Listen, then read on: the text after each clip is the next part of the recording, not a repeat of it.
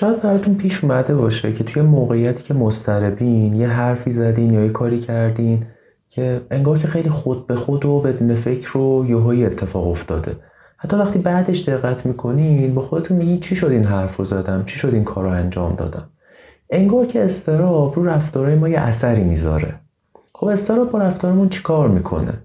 برای اینکه دقیق تر بفهمیمش بیایم اول یه موقعیتی که برای هر کدوم اضطراب داره رو تصور کنیم.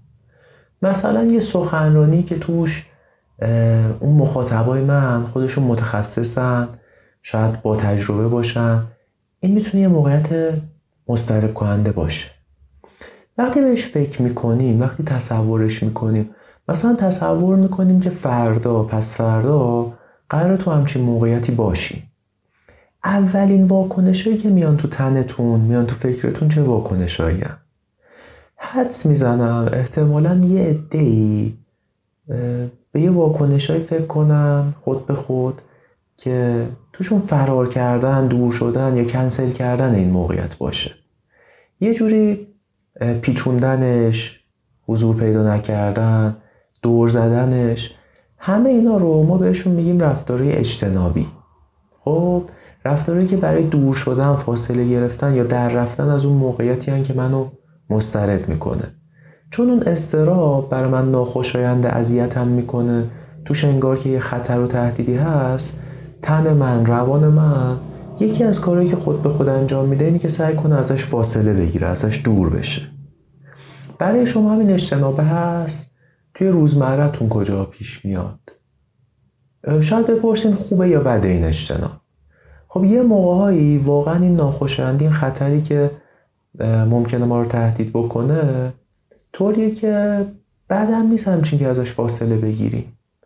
مثلا مضطربیم که تو این کوچهه که بعضا میگن ناامنه، یه اتفاقی یه وقت نیفته برای من، خب ازش فاصله میگیرم.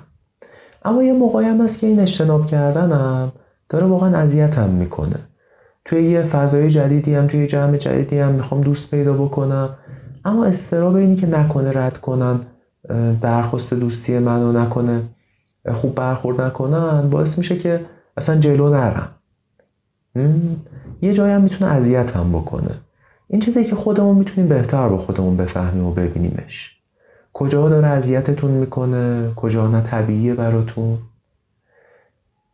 حالا بیایم یه سناریوی دیگر رو با هم در نظر بگیریم. اگر نتونم یا نخوام یا نشه از اون موقعیت فاصله بگیرم، اجتناب بکنم، یکی از احتمالهای دیگه اینه که خیلی سعی کنم که همه جزئیات اون موقعیت خوب پیش بره، همه جزئیاتش رو در نظر بگیرم، بهترین عملکرد ممکن رو داشته باشم، همه چی رو کنترل کنم، پیش بینی بکنم، مولا درزش نره. انگار که وقتی که نمیشه یا نمیخوام یا نمیتونم که فاصله بگیرم، یکی از روش‌های دیگه اینه که تا جایی که میشه اون موقعیت رو کنترل کنم و پیش بینی کنم. توی همین مثالمون مثلا من سخنرانیم رو 10 بار 20 بار مرور میکنم. دیگه دفعه آخر میدونم که توی این مروره چیزی بهش اضافه نمیشه، ولی بازم ادامه میدم. همه چیه این جلسه رو حسابی چک میکنم، از پذیراییش گرفته تا تهویه هواش، تا اینی که قراره اون کسایی که حاضر میشن چه سوالایی بپرسن. انگار که میخوام همه شرایط رو کنترل بکنم. خیلی موقع هم این کنترل رو محیط نیست، رو خودمه. قبلش سعی میکنم کلی با خودم حرف بزنم، خودم آروم کنم، کلی تمرین تنفسی انجام بدم، یه دمنوش آرامش بخش بخورم. بعد اینا نه همیشه، تا یه حدیش طبیعیه، هممون انجام میدیم. اما انگار که از یه جایی به بعدش نه تنها کمکم نمیکنه که اون جلسه رو بهتر جلو ببرم، یه سنگی هم جلوی پام میندازه. انقدر درگیر چک کردن و کنترل کردن و پیش بینی کردن شرایط میشم که اون چیزی که واقعا مهمه، که اون چیزی که واقعا بهم کمک میکنه اصلا فراموش میشه.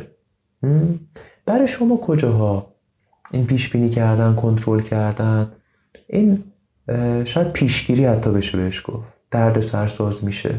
درگیرش میشین موقعی که مضطربین؟ موقعیتی که با هم حرف زدیم و شاید بتونین تصور کنین، سراغ همچین رفتارهایی میرید؟